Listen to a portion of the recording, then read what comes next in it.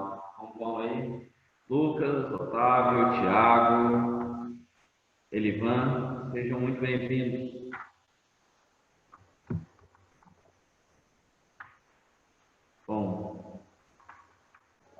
Bom, pessoal, o que eu preparei para a aula de hoje? Hoje nós iniciaremos um novo capítulo que vai tratar dos chamados crimes contra a honra. Um tema bastante explorado em concursos públicos e eu tenho certeza que na nossa prova, com certeza, também vai ser abordado. Então, diante dessa primeira introdução, vamos entender o que se trata honra. Crimes que tutelam a honra. O que é a honra? Pessoal, a honra nada mais é do que um conjunto de atributos físicos, mentais, morais que uma pessoa detém. Então, esse conjunto desses atributos, essa reunião desses atributos, tanto físicos, intelectuais ou morais, isso se chama honra. E o direito penal entendeu que esse objeto, esse bem, deveria também ser tutelado, deveria também ser protegido pelo direito penal. Bom, feito essa observação, pessoal, existem duas espécies fundamentais de honra que serão cobradas de vocês lá na prova. Quais são essas duas espécies de honra previstas no Código Penal e tuteladas pelos seus dispositivos legais à língua disso? A honra objetiva, então a primeira honra trata-se de honra objetiva e a outra é a honra subjetiva. Bom, Mônica, o que significa isso? Qual é a diferença principal entre essas duas espécies de honra?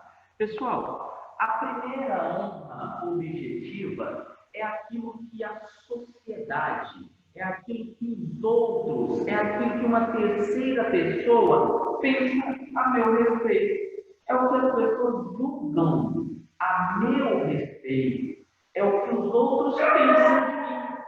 Podem assistir aula. Então, o que nós temos aqui, pessoal? A honra objetiva é aquilo que os outros pensam ao meu respeito. Então, isso me dá uma informação importantíssima, porque os crimes que ferem a honra objetiva só vão se consumar, só vão acontecer quando uma terceira pessoa tomar conhecimento daqueles atos. Não adianta nada alguém vir praticar uma conduta de calúnia ou de difamação e falar só para mim. Isso não vai caracterizar nem de calúnia, nem de difamação. Por que, Mônica? Porque uma terceira pessoa não tomou conhecimento disso. Então, honra objetiva é o que os outros pensam ao meu respeito. E a honra subjetiva, Mônica? A honra subjetiva é como se fosse a minha autoestima. É como eu me vejo. É como se eu me olhasse no espelho e visse: opa, olha só, eu sou assim. Isso é a honra subjetiva, é aquilo que eu penso ao meu respeito. Bom, então agora fica tranquilo. Num crime que fere a honra subjetiva, injúria, nesse crime, quando que ele vai consumar? Quando eu, a pessoa ofendida, tomar conhecimento dos atributos negativos que foram dados a mim. Então, o que eu faço agora? Honra objetiva, crimes de calúnia e difamação. Em honra subjetiva, crime de injustiça. Tá aí. Com isso, eu já apresento para os senhores e para as senhoras, apresento para vocês os três tipos penais, os três crimes tutelados pelo Código Penal, que tutelam, na verdade, a honra, calúnia, difamação e injúria. Artigos 138, artigo 138 do Código Penal, artigo 139 do Código Penal e artigo 140 do Código Penal. Tá aí, pessoal, os artigos 138 a 139 a 140 descrevem para nós os 3 tipos penais de crimes contra a honra. Vamos então ao primeiro deles. Qual é o primeiro deles? Pessoal, até aí, tudo tranquilo? Deixa eu ver as cabecinhas aí como estão.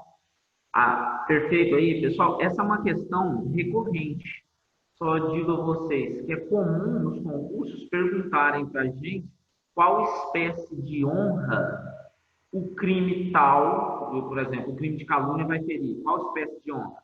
Honra objetiva, aquilo que os outros pensam ao meu respeito. Isso é bastante comum de cair. Tudo bem aí? Lucas, Júlio, Otávio? Tranquilo?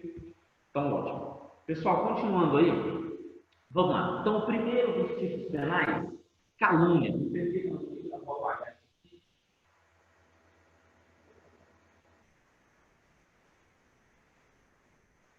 Calúnia. Mano, o que se trata do crime de calúnia? O que nós temos na calúnia? Bom, o artigo 138 do Código Penal, ele descreve para a gente dizendo o seguinte: caluniar alguém, imputando-lhe falsamente fato definido como crime. Então, o tipo penal aqui, pessoal, ele diz o seguinte: caluniar, aqui, pessoal, já entenda o seguinte: caluniar já é imputar, caluniar já é atribuir a alguém alguma coisa. Mas que coisa é essa que está sendo atribuída com o crime de calúnia? Você está atribuindo a uma pessoa um fato definido como crime que você sabe que é mentira.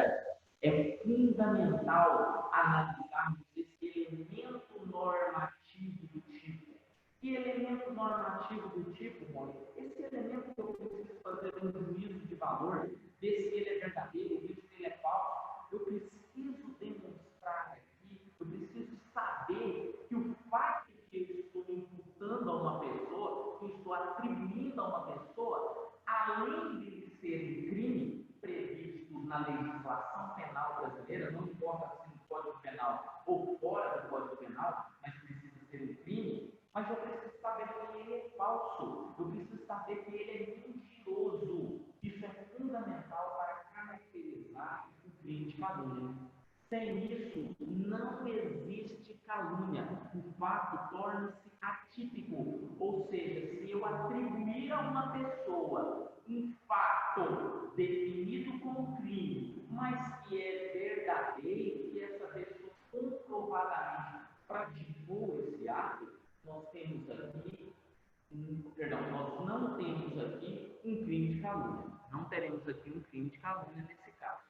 Tudo bem? Bom, mas vamos, continuei numa análise menos objetiva. Qual a espécie de honra, recapitulando, que pede com o crime de calúnia? Queremos aqui a honra objetiva. O que significa dizer isso? Tratando hoje dos crimes contra a honra. Lembrando que temos 3 crimes contra a honra: calúnia, injúria e difamação. Desses 3 crimes contra a honra, eles protegem 2 espécies de honra. A honra objetiva, que é aquilo que os outros pensam de mim, protegidos pelos crimes de calúnia e difamação. E a honra subjetiva, que é aquilo que eu penso ao meu respeito, protegido pelo crime de injúria. Beleza? Bom, tratando-se do crime de calúnia, é a honra objetiva. O que é caluniar alguém? Efetivamente, o conceito de caluniar é atribuir, é imputar a alguém, atribuir a alguém um termo, atribuir a alguém um fato definido como crime que sabe que é falso. O que é a calúnia? É atribuir a uma pessoa um fato, a uma pessoa determinada, tá, pessoal? Não pode ser qualquer, eu não posso fazer isso de forma genérica. Eu tenho que atribuir a uma pessoa certa e determinada um fato definido como crime. Bom, vamos analisar isso bem pormenorizado. Primeira ideia. O objeto jurídico desse crime nós já vimos. A honra objetiva, o que os outros pensam de mim. Qual é o objeto material? Nós já discutimos em aulas anteriores que o objeto material pode ser tanto uma pessoa quanto uma coisa para a qual eu direciono a minha conduta criminosa. E a minha conduta criminosa aqui no crime de calúnia é dirigida contra quem? É dirigida contra a pessoa que tem a sua honra objetiva ofendida. Esse é o objeto material do crime. A pessoa que teve a sua honra atingida com a atribuição de um fato definido como crime que é mentiroso, que é falso. Beleza. Definidos os seus objetos, pessoal, vamos lá. Primeira ideia. Fato. Mônica, o que é um fato? Pessoal, é uma setinha. Então, para ser calúnia, eu tenho que atribuir a uma pessoa um fato. Entendam, troquem a palavra fato pela palavra historinha. Como assim, mano? Historinha? Coisa de menino? Não, mas é isso mesmo. Você vai fazer o quê? Você vai atribuir a uma pessoa uma historinha. Você vai contar uma historinha sobre alguém. Pessoal, nunca vai ser calúnia se eu sei que o João das Tantas lá nunca roubou nada de ninguém, mas eu chego lá no mercado contando assim, pessoal, você sabia que o João é ladrão? Isso não é calúnia. Por que isso não é calúnia? Porque eu atribuí a ele a prática de um crime, que foi o crime de roubo. Ladrão, roubo. Beleza. Que eu sei que é mentira. Beleza. Mas eu não atribuí um fato. Eu precisava ter contado uma historinha, eu precisava ter contado, pessoal, o João das Santas, outro dia desse, eu vi ele saindo da casa dele, foi passando uma senhora e ele, com uma faca na mão, ameaçou ela para que ela entregasse a bolsa para ele. E ela teve que entregar a bolsa dele, senão matava ele. E isso é uma historinha. Eu sabendo que isso que eu estou contando lá no mercado é uma mentira, eu estou praticando o crime de calúnia. Então, entendam isso. A calúnia, eu preciso contar a historinha. Eu preciso atribuir um fato. Esse fato precisa ser crime. Tá, aí já vem outra ideia. Quer dizer, mano, que se eu atribuir uma contravenção penal a uma pessoa, ou um fato imoral a uma pessoa, isso é mentira? Isso não vai ser calúnia? Não. Se, por exemplo, eu atribuir um fato, a Joana das Tantas, ela começou a fazer ponto na esquina daquele barzinho que fica lá no setor das Éguas. Lá naquele setor, lá ele fica naquela esquininha lá, ela está cobrando R$ 80 por programa. Eu sei que isso é mentira, mas espera, primeiro fato, primeira ideia, eu contei uma historinha, contei. Só que essa historinha que eu contei é definida como crime? Não, prostituição não é crime. Crime é explorar a prostituição. Então, nesse caso aqui, nós também não teremos o crime de calúnia. E uma última ideia, eu coloco que, o Fernando, não sei das quantas, todo sábado, quarta e terça, ele está lá na praça, com uma banquinha, fazendo apostas, pessoal, no jogo do bicho. Opa, peraí, eu estou atribuindo um fato que é mentira, eu sei que o Fernando não vai lá, mas o fato que eu estou atribuindo a ele não é crime, é uma contravenção penal. Aí, só para a gente poder dirimir aqui de uma vez por todas, como que eu vou separar o que é crime do que é contravenção penal? Crime é tudo que for punido com pena de reclusão ou detenção. Isso é crime. Contravenção penal é punida com pena de prisão simples. Então, se a pena executada por prisão simples, nós estamos diante de uma contravenção penal. Ok, pessoal? Ótimo. Definido a ideia do que é o fato, o que é a calúnia, pessoal, a gente passa a falar de alguns detalhes em relação a esse dispositivo.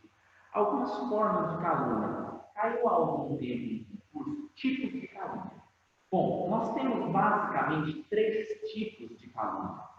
Quais são elas, Rony? A primeira espécie de calúnia, ou primeira forma de calúnia, é a inequívoca.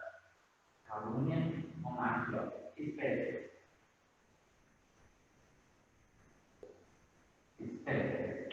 A primeira espécie de calúnia que nós temos é a chamada inequívoca. Rony, o que é essa calúnia inequívoca? Pessoal, aqui é uma ofensa direta. Aqui ela não faz rodeio, ela não se divide, ela é direta, ela é manifesta, ela não vai deixar qualquer dúvida, de que você está imputando a sua vontade de caluniar uma pessoa certa e determinada. Não existe dúvidas aqui. É como se você falasse assim, um exemplo. Ah, a Maria entrou lá na casa do vizinho e subtraiu de lá, cara, a televisão e o notebook que estavam sobre a mesa. Eu caluniei a Maria de forma direta, clara, precisa. Não usei qualquer outro subterfúgio. Eu sei que isso é mentira, a Maria nunca entrou na casa do fulano. Beleza? Outra espécie, Rony, de calúnia que nós temos, a calúnia equívoca.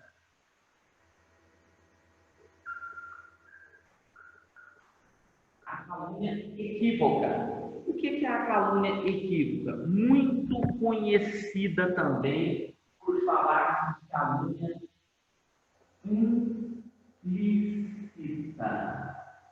Calúnia implícita, não. Por que calúnia implícita, pessoal? Porque agora a ofensa ela é velada, ela é discreta. Eu dou a entender que eu estou caluniando você. Um exemplo, eu chamo o Júlio e o Otávio e o Lucas, eu chamo os 3 para serem jurados numa festa. E coloco os 3 lá na mesa.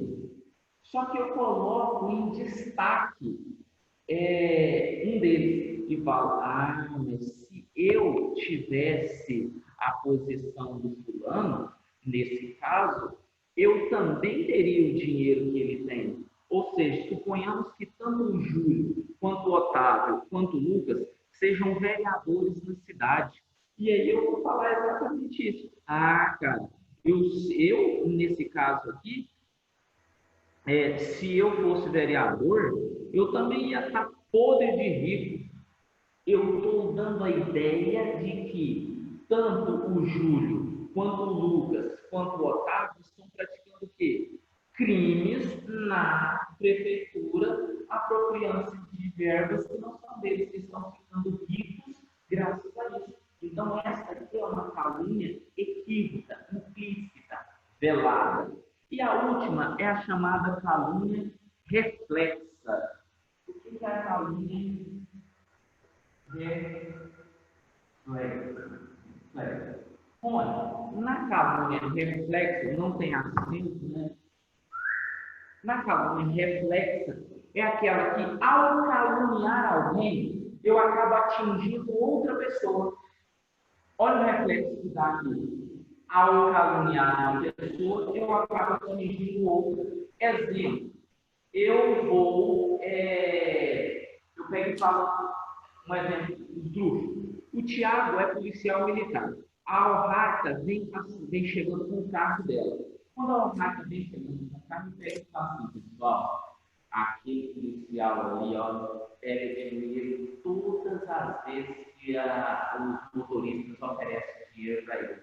Ou seja, olha o que eu estou fazendo. Eu estou imputando ao Tiago, que é policial militar, o crime de corrupção passiva, e automaticamente a Almada, que está oferecendo o dinheiro, o crime de corrupção ativa. Eu acabei ao atribuir um crime ao Tiago, que é policial militar, eu acabei automaticamente atingindo quem? Ao Marcos. Essa é a chamada calúnia reflexa. Então, essas são as principais formas, os principais tipos penais da calúnia. Os principais tipos penais, as principais formas de calúnia. Calúnia inequívoca, direta, clara, precisa. Eu quero caluniar, eu quero atribuir um fato àquela pessoa, e é a ela que eu atribuo. Equívoca, essa espécie de calúnia. Pessoal, eu acho que é o Wagner que está me ligando aqui. Vamos ver se é. Alô? Oi?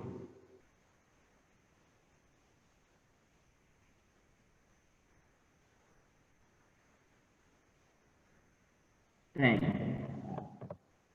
Os meninos devem estar escutando, porque não tem ninguém reclamando. Está todo mundo escutando, pessoal? Sim, eu estou escutando. Vai, mas está todo mundo escutando. Não, está todo mundo escutando. Não, já tinha falado, está tranquilo, não falou.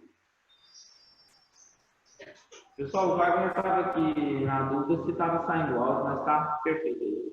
Então, pessoal, as três coisas. Bom, outra questão interessante. Uma ação. Quando que vai se consumar o crime de calúnia previsto no artigo 138 do Código Penal? Pessoal, pega qual honra? Pega a honra objetiva. Se pega a honra objetiva, o crime de calúnia vai consumar quando terceira pessoa tomar conhecimento da atribuição de fatos mentirosos a meu respeito que são definidos como crime. Então, é aquilo que eu disse anteriormente. Se alguém entrar aqui nessa sala e falar só para mim, Miller, está saindo todo dia mais cedo do trabalho para, ainda usando a farda, parar os carros e poder pedir um cafezinho para você aumentar o seu salário, né? Desculpa, se alguém vier aqui contar essa mentira só para mim, não vai ser calúnia. Por quê? Porque não tem mais ninguém aqui. Então, nenhuma outra pessoa tomou conhecimento desse fato, não vai caracterizar o crime de calúnia. Só vai caracterizar a calúnia quando uma terceira pessoa souber disso. Pode ser uma pessoa que está lá fora, ele saiu lá fora e contou para uma pessoa esse fato, já consumou o crime de calúnia. Bom, uma coisa, pessoal, que eu chamo a atenção de vocês.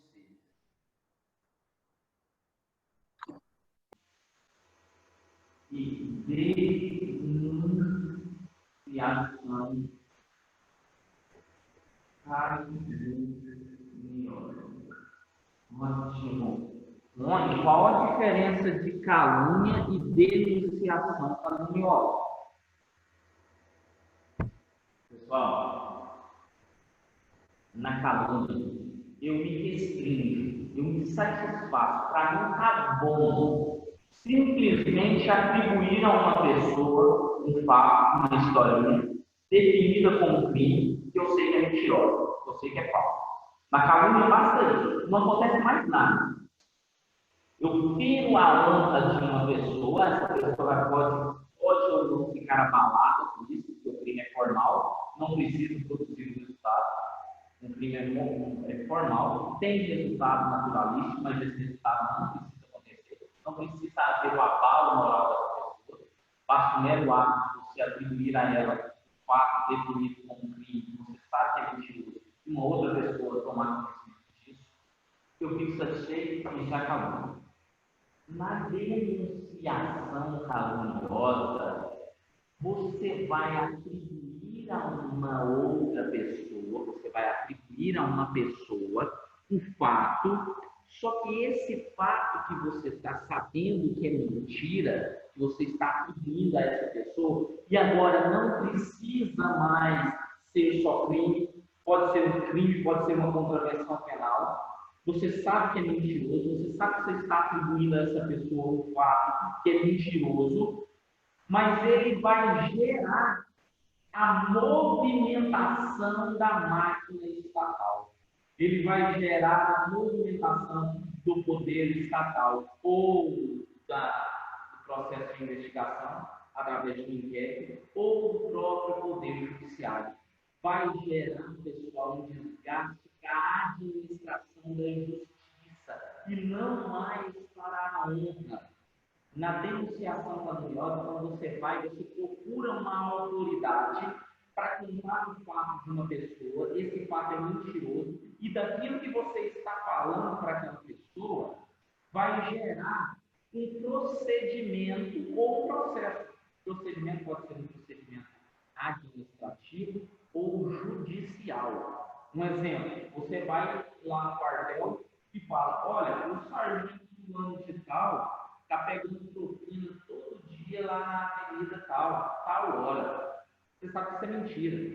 E o comandante do quartel vai instaurar uma sindicância, procedimento administrativo. O fato praticado aqui caracterizará denunciação caluniosa. Por quê, Rony?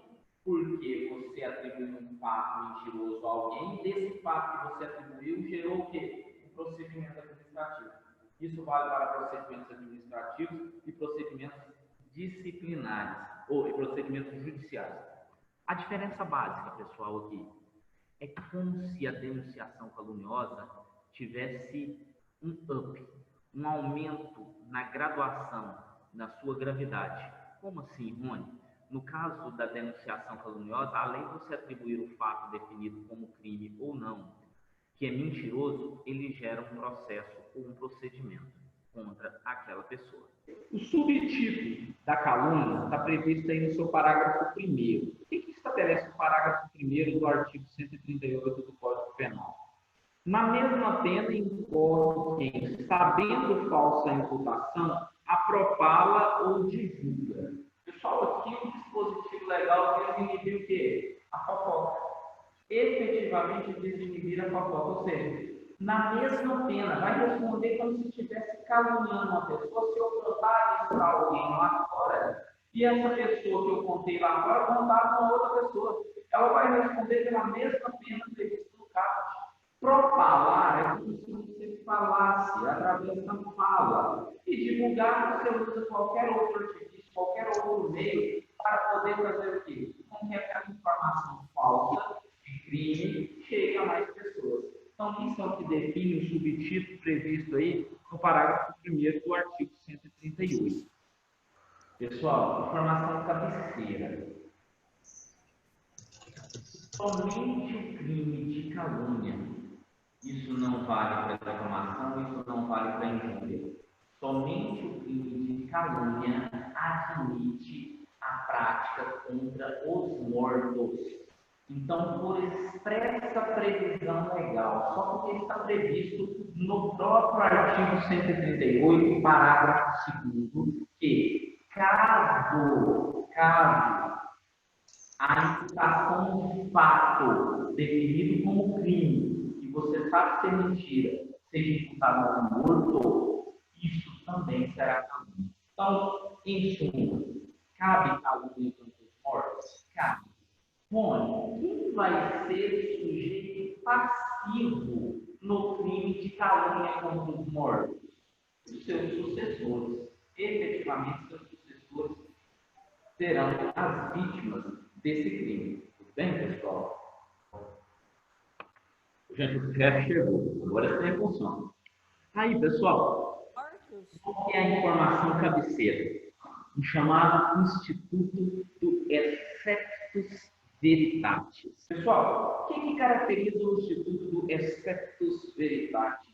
Um jeitinho bonitinho para se referir à chamada exceção da verdade. O que caracteriza essa exceção da verdade? Vamos a ela aqui. Pessoal, é a possibilidade que é dada, esse instituto da exceção da verdade, na calúnia, é a possibilidade que é dada ao autor da calúnia de demonstrar que os fatos que ele está alegando, que os fatos que ele está falando para aquela pessoa é verdade. Isso é a exceção da verdade. É você demonstrar, você comprovar que aquilo que você falou é verdade. Exemplo, eu não falei, a Maria está entrando na casa da vizinha todas as vezes que ela sai e furta de lá de dentro produtos de alimentação. Produtos alimentícios. o que eu vou fazer aqui? Eu vou demonstrar... Aí a Maria entrou contra mim por um crime de calúnia. Eu vou demonstrar em juízo que aquilo que eu estou falando é verdade. Isso é a exceção da verdade. É uma causa extintiva de punibilidade. Eu não serei punido. Por que eu não serei punido? Porque o fato que eu estou alegando não é mentira, é verdade. Isso é a exceção da verdade. Ok, pessoal? Prevista no artigo 138, parágrafo 3º. Tranquilos? Bom, o que é importante eu destacar para vocês a respeito da exceção da verdade? É importantíssimo eu destacar para vocês o seguinte. Existem três situações que não cabe, não é possível alegar exceção de verdade no crime de calúnia. A regra geral é de que você pode alegar a exceção da verdade, que você pode querer, você que foi acusado de caluniar alguém, você pode pedir a exceção da verdade. A qualquer momento você pode pedir a exceção da verdade, ou seja, demonstrar que aquilo que você está falando é verdadeiro. Mas existem três situações em que isso não será possível.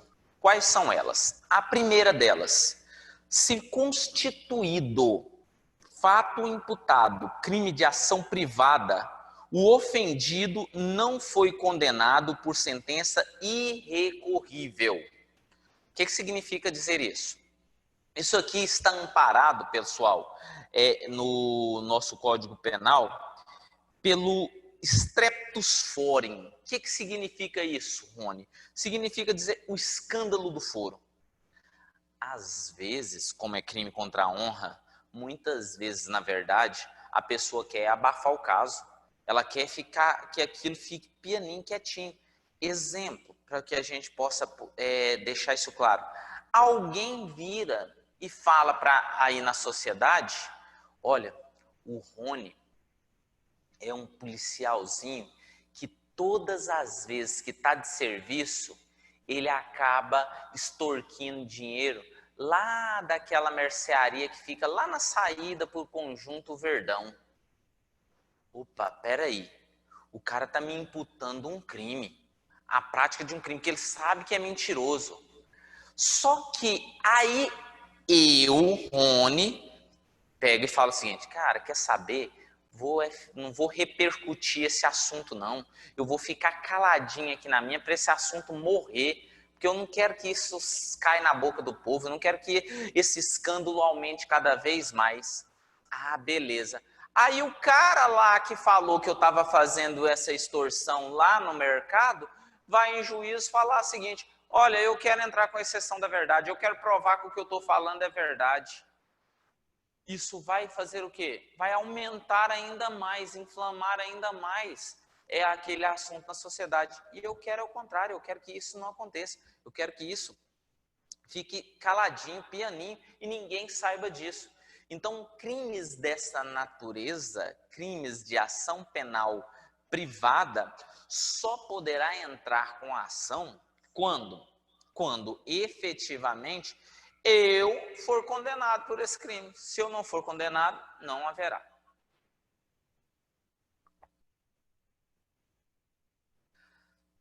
Segunda possibilidade, que não cabe exceção da verdade.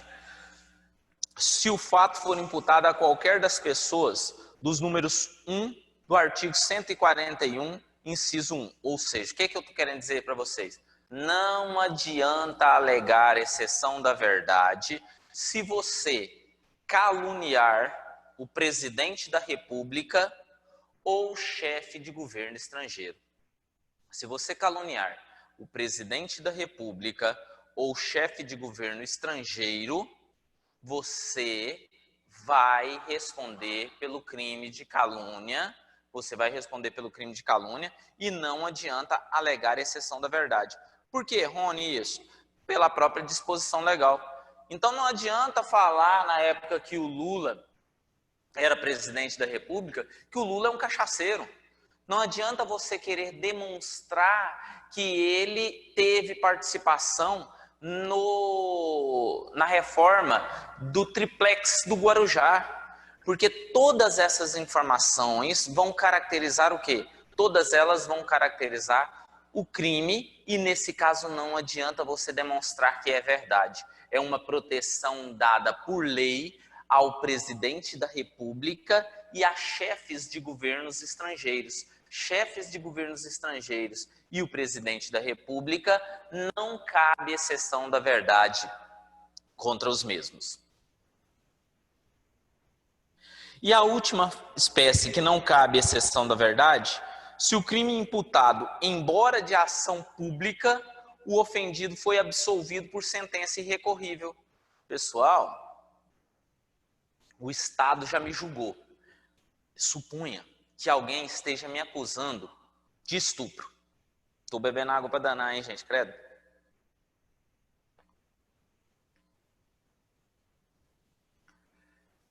Suponhamos que alguém esteja me acusando do crime de estupro. Eu sou julgado e absolvido por esse crime de estupro. Ao ser julgado e absolvido por esse crime de estupro, depois de ser absolvido, alguém sai falando na cidade que eu sou estuprador, que eu estuprei a fulana, a ciclana e a beltrana. Mas eu já fui absolvido desses crimes. Não adianta ele querer demonstrar que isso é verdade. Se o próprio Estado já demonstrou com todo o seu aparato legal que tudo aquilo que eu estava fazendo não era crime.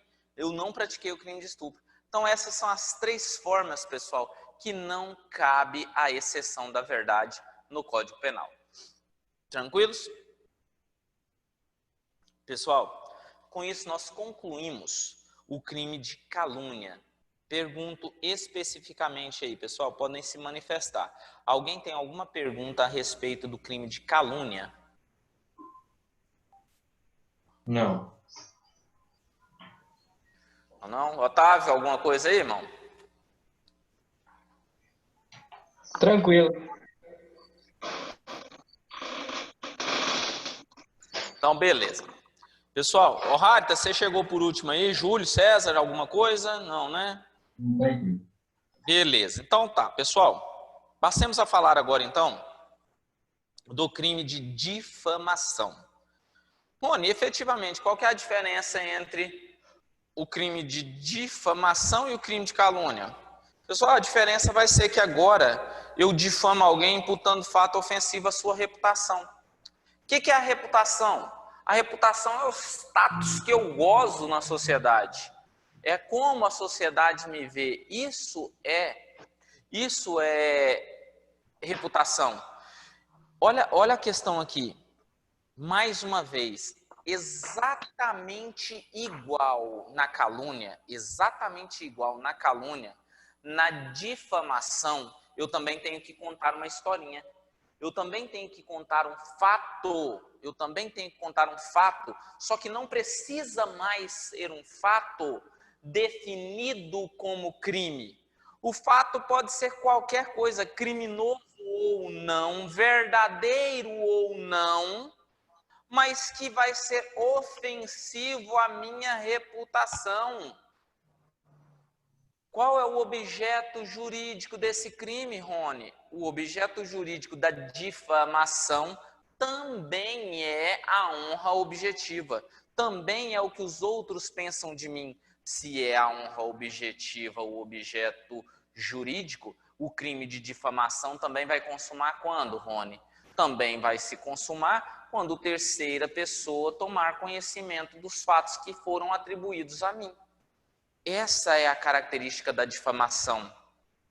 Bom, diante disso, dessa característica da difamação, o que diferencia uma difamação de uma calúnia? A diferença básica entre a difamação e a calúnia está no fato de que, para ser calúnia, vamos fazer o processo inverso, de que para ser calúnia, eu tenho que atribuir um fato, esse fato tem que ser crime e mentiroso, falso.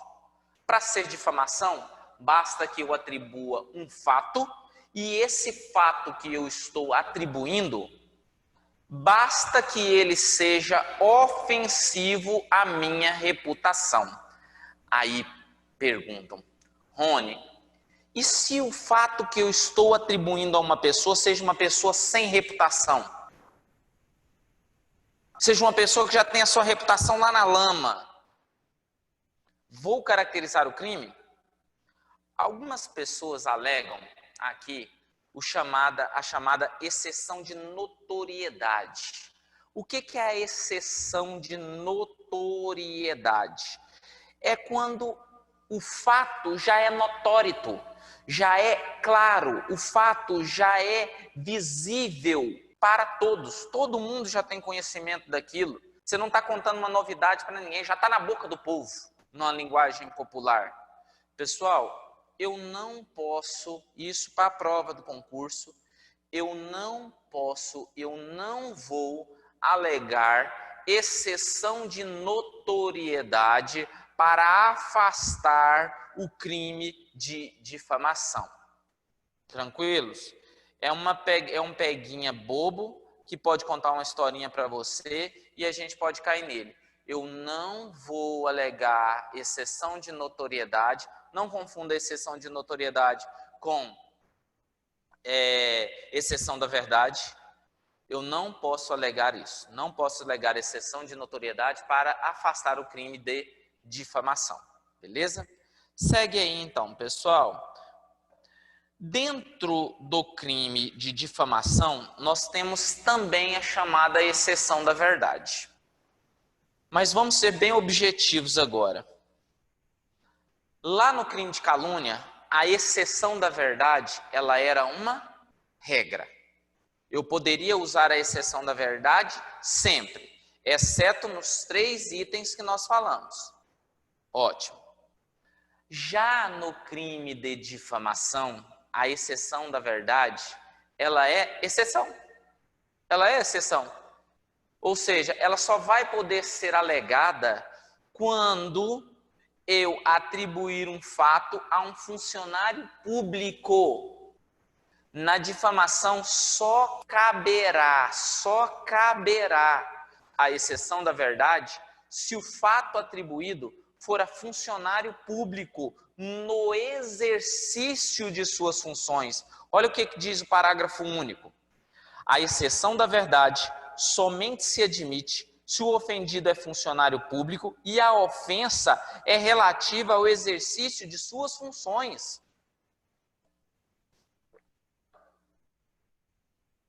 Eu sou policial, funcionário público. Beleza, estou jogando futebol lá na Baixa da Égua. Lá na Baixa da Égua, jogando futebol, alguém grita lá de fora do campo: ô jogadorzinho vagabundo, ô zagueirinho ruim de bola, e me xinga tudo em razão do futebol que eu estou jogando. Vai poder alegar, nesse caso aqui, exceção da verdade? Não. Ou ele pega e vira e fala assim: mas esse bicho aí que tá jogando com a camisa 10, que eu só jogo com a 10, esse que tá jogando aí com a camisa 10, só sai daqui bêbado dirigindo seu carro. Vai poder alegar a exceção da verdade? Não vai poder alegar a exceção da verdade. Por quê?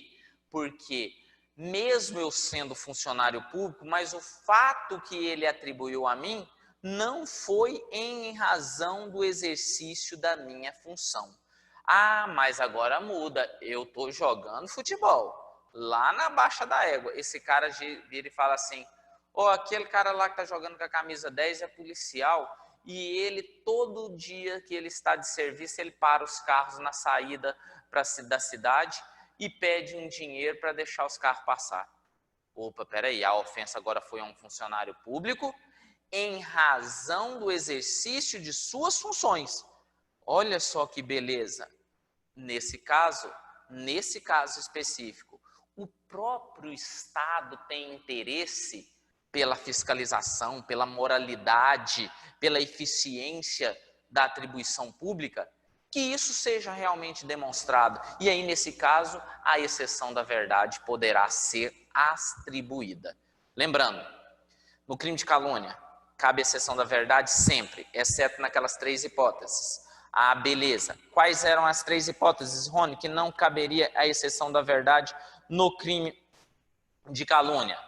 Se constituído o fato imputado, crime de ação penal privada, o ofendido não foi condenado por sentença irrecorrível. 2. Se o fato imputado a qualquer das pessoas indicadas no artigo 141, inciso 2, presidente da República, chefe de governo estrangeiro. E 3, se o crime imputado, embora de ação pública, o ofendido já foi absolvido em sentença irrecorrível. Então, na calúnia, cabe a exceção da verdade, menos nessas três hipóteses. Na difamação, não cabe exceção da verdade, exceto se o crime foi praticado contra funcionário público no exercício de suas funções ou em razão delas. Ok, pessoal? Ah, Rony, e na injúria? Pessoal, na injúria não cabe exceção da verdade em hipótese alguma. Não cabe injúria, não cabe exceção da verdade na injúria em hipótese alguma. Tudo bem? Para fechar, pessoal, os 3 crimes, só falta tratarmos da injúria. Rony, o que é injúria? É quando você imputa a alguém ofendendo-lhe a dignidade e o decoro. Rony, o que é isso? Trocando em miúdos, é você xingar alguém. Injúria é xingamento. Injúria é você atribuir a uma pessoa uma qualidade negativa, pejorativa. Isso é injuriar alguém. Então, é como se fosse uma espécie de bullying, mas um bullying num grau mais elevado. Isso é injuriar. Injuriar, então, é você atribuir a uma pessoa xingamentos, qualidades, adjetivos pejorativos, adjetivos negativos. Aqui, pessoal, uma observação. A honra ferida trata-se da honra subjetiva. É o que eu penso de mim. Então, a injúria se caracteriza por isso. Olha que interessante. Se alguém lá fora falar para um amigo meu, falar, ah, o Rony é um barrigudinho safado. Opa, beleza. Se eu não tomar conhecimento disso, se eu não souber disso, se isso não chegar até mim, o crime de injúria jamais vai se consumar. Por quê, Rony? Porque ao ferir a honra subjetiva, o crime de injúria só vai acontecer se eu tomar conhecimento dos atributos negativos atribuídos à minha pessoa. Tranquilos? Então isso é a injúria. Rony, feito isso, exceção da verdade nós já vimos, não cabe em hipótese alguma no crime de injúria. Mas cabe uma coisa que os outros não cabem, que, Rony, o chamado perdão judicial. Olha só o que traz aí o artigo 140, parágrafo 1º. O juiz pode deixar de aplicar a pena. Peraí, quando o juiz deixa de aplicar a pena, ele perdoa. E aí vai caber o perdão judicial quando? Quando o ofendido de forma reprovável provocou diretamente a injúria. Ou seja, peraí, eu fui xingado, mas eu provoquei aquelas pessoas para que me xingassem. Fui jogar lá na tal da baixa da égua, com a camisa 10. Beleza, ao entrar em campo já comecei com uma dancinha. Fiz um gol, fui na torcida adversária provocá-la. Fiz o segundo, fiz outra dancinha mais provocativa ainda. Como era dia de hat-trick, fiz 3 gols. Ao fazer o 3º gol, tirei a camisa e joguei para a torcida. Ah, e aí imagina os xingamentos. Mas quem provocou tais xingamentos? Não fui eu. Eu provoquei esses xingamentos. Quando eu provoco esses xingamentos, o próprio ofendido, de forma reprovável, é que provoca tais xingamentos. Nesse caso, pessoal, o juiz poderá deixar de aplicar a pena. Segundo, no caso de retorção imediata, que consista em outra injúria, ou seja, você passou e xingou o fulano na mesma proporção te xingou. O cara passou, xingou, lindo, e aí você grita, bonitão. Nesse caso aí, pessoal, nós não temos a aplicação de pena. Por quê? Foram as chamadas injúrias recíprocas.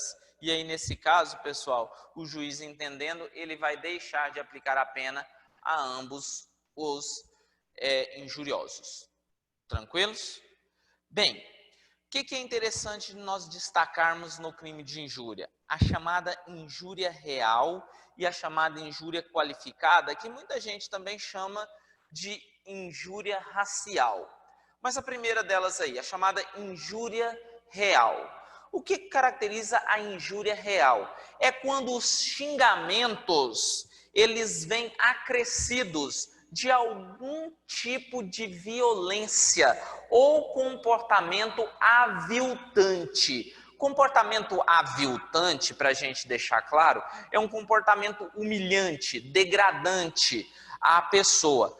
Normalmente, a injúria real vem acompanhada de vias de fato. Você xinga e dá um tapa, dá um murro, arrancar o fio do bigode de uma pessoa idosa que tem isso como a sua principal característica de honra, caracteriza a injúria real. Então, pessoal, a injúria real é aquela onde, além dos xingamentos, eles vêm acompanhado por algum ato de violência, seja ela vias de fato ou até mesmo lesão corporal. Bom, como que eu vou punir uma pessoa que pratica o crime de injúria real? Vai responder pela pena prevista no parágrafo 2º, que é uma detenção de 3 meses a 1 ano, mas além disso, responde pela pena correspondente à violência. Exemplo, se eu xinguei e dei um tapa numa pessoa, deixando um rubor, apenas um vermelhão, eu vou responder pelo crime de injúria real e pela pena do crime, pela pena das vias de fato. Ah, beleza, agora muda. Eu peguei e xinguei. Além de xingar a pessoa, eu dei um murro nessa pessoa que causou um corte no supercílio dessa pessoa. Nesse caso, eu vou responder pelo crime de injúria real, com a pena do parágrafo 2º, mais a pena correspondente ao crime de lesão corporal leve. Isso é o que caracteriza a injúria real. E por último, pessoal, a chamada injúria qualificada ou injúria racial. Olha só o que diz o parágrafo 3º do artigo 140. Se a injúria consiste na utilização de elementos referentes à raça, cor, etnia, religião, origem ou condição de pessoa idosa ou portadora de deficiência, reclusão de 1 a 3 anos e multa. Pessoal, a gente viu isso muito em partidas de futebol, em que alguns jogadores, principalmente jogadores brasileiros que foram jogar na Europa, eram arremessados a eles bananas ou eram chamados de macacos. E muita gente entendia aquilo leigamente como se fosse racismo. E não é racismo, aquilo é injúria racial, aquilo são atribuições de qualidades pejorativas à pessoa que se dão em razão, especialmente, da sua raça, ou da sua cor, ou da sua etnia. O racismo, pessoal, para a gente só deixar claro, é algo mais amplo, que atinge de forma mais globalizada, é uma divisão dos seres humanos em raças, seja elas superiores ou inferiores, que resultam de um processo de conteúdo meramente político-social. Essa é a ideia, esse é um conceito trazido por Kleber Masson, que é bem interessante. Mas, então, existe essa diferença gritante entre o racismo e a injúria racial. A injúria racial ela é dirigida especificamente a uma pessoa certa e determinada. Já o racismo atinge um grupo de pessoas. Não é um grupo de pessoas determinado. Há um grupo de pessoas que reúnem qualidades, características especiais. Isso é racismo, ok? Bom, pessoal, outra questão interessante a respeito da injúria qualificada que eu quero chamar a atenção de vocês é porque aqui, olha só, está falando que se eu injuriar alguém em razão da pessoa ser idosa, do idoso, nesses casos aqui vai se aplicar o Estatuto do Idoso. Por quê, Rony? Graças ao princípio da especialidade. Então, não aplico o Código Penal e aplico o Estatuto do Idoso, tá bom? Bom, pessoal, com isso, nós já passamos aí 10 minutos, mas eu retomo os pontos em comuns que eu acho importante a respeito disso aqui. O Wagner deve fazer uma edição aqui, mas o Otávio tinha me pedido para, né, Otávio, para gente comentar a respeito de umas alterações que teve no induzimento, instigação e auxílio ao suicídio. Só abrir aqui o Código Penal. Pessoal, enquanto eu procuro aqui, eu quero ouvir as manifestações aí. Alguém tem alguma dúvida, alguma pergunta para fazer sobre a calúnia, a injúria e a difamação? Se tiverem alguma pergunta,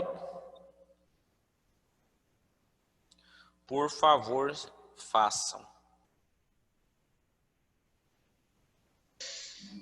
Vamos lá.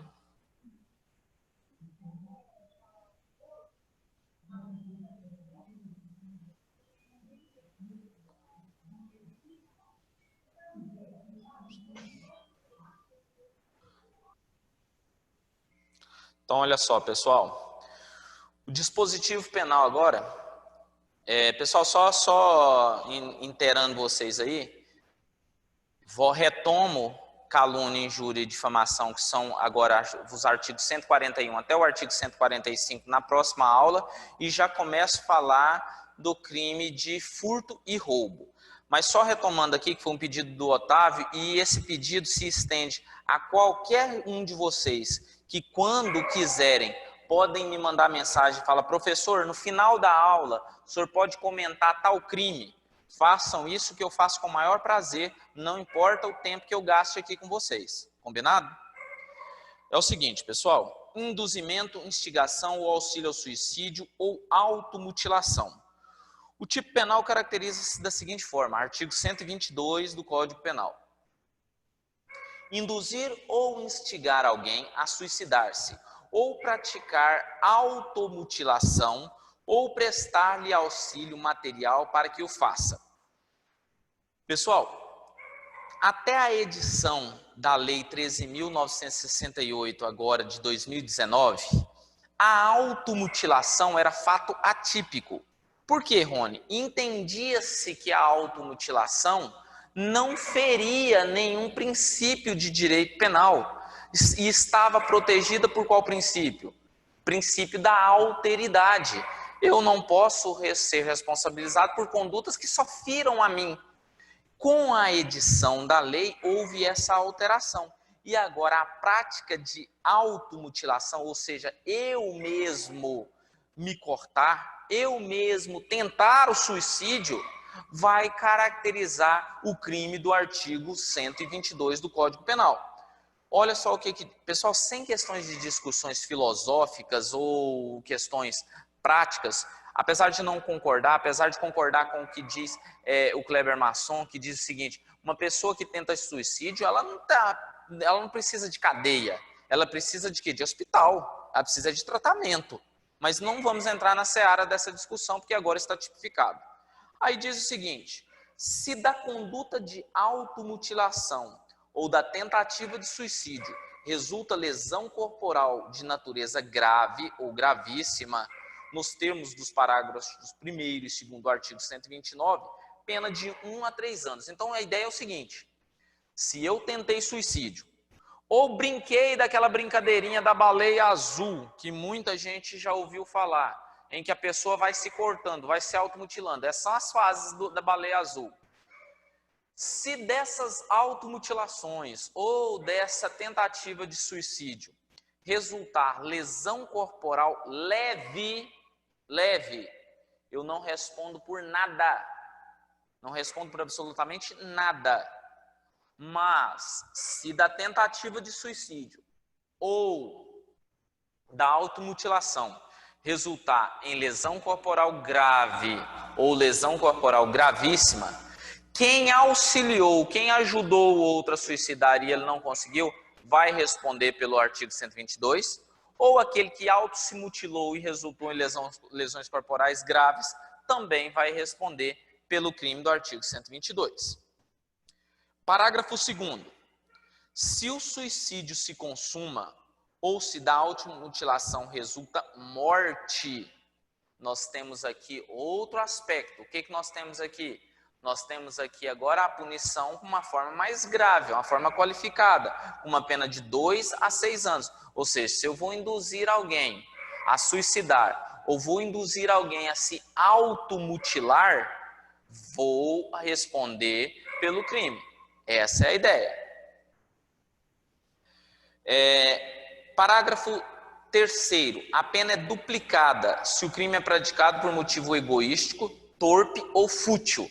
Pessoal, motivo egoístico é aquele que só vale a mim, só serve para mim, é um motivo meu.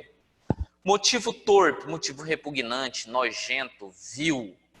Motivo fútil é aquele motivo pequeno, insignificante, que levou eu a induzir ou instigar alguém a suicidar ou a automutilar-se. Inciso 2. Se a vítima é menor ou tem diminuída por qualquer causa a capacidade de resistência. Pessoal, nesse caso aqui, a pena é aumentada até o dobro se a conduta é realizada por meio de rede de computadores, de rede social ou transmitida em tempo real. Vamos lá, diminuída a capacidade de resistência, como? Você dá uma bebida para a pessoa e ela fica mais suscetível às suas influências. E rede social é o que acontecia efetivamente com aquele joguinho da baleia azul novamente. Parágrafo 5º.